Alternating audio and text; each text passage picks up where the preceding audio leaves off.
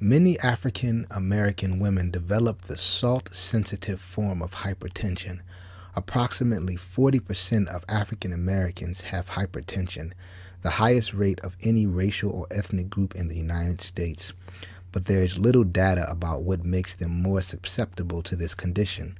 Alterations in aldosterone regulations may play a role because aldosterone causes the kidney to retain salt. The level of aldosterone is related to how a body type distributes body fat. Caucasians generally store fat in the abdomen area, whereas African Americans have fat distributed throughout the body in a layer under the skin. The 6-month study involving 35 Caucasians and African Americans with hypertension found that aerobic exercise training program reduced aldosterone levels in Caucasians by 32%, but levels for African Americans were reduced by only 8%. Total body fat was reduced only in Caucasians, which might be a clue to the drop in aldosterone. In a randomized, double-blind, placebo-controlled study involving 32 obese postmenopausal white and black American women, results indicate that soy supplementations for 3 months may help reduce subcutaneous abdominal fat in white women and total body fat in black women. Soy supplementation reduced total and subcutaneous abdominal fat and interleukin-6.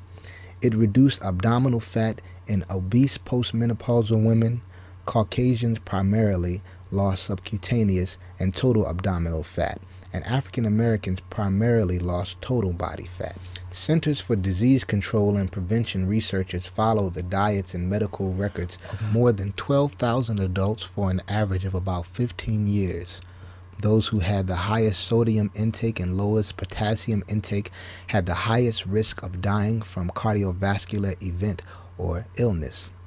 Subjects who had the lowest ratio of sodium to potassium, that is, nearly equal consumption of each, were the least likely to die of a heart attack or stroke. And there you have it. Just as Dr. Spreen has been telling us for years, when potassium intake is enough to balance sodium intake, there is no reason to avoid salt like some kind of dietary poison. So now that the mainstream has caught up with this very simple concept, let's move on to the next important sodium issue. CDC researchers, are you listening?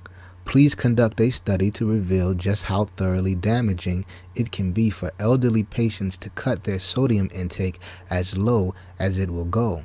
A very low sodium blood level is called hyponatremia. Here, hope I said that right. And it's a condition inflicted on seniors every day by misinformed doctors and a misinformed media. If you're in your 70s or 80s and you confide in your doctor that you're feeling fatigued, your balance isn't so good anymore, and sometimes you're easily confused, you know exactly what he's going to tell you. Something like, these things are to be expected in advanced years, and that's why doctors often misdiagnose for hyponatremia.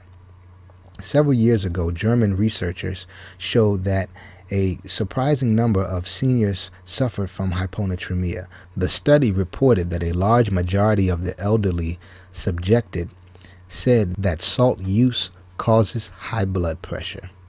The fact is, lowering sodium intake may actually increase risk of heart attack and death.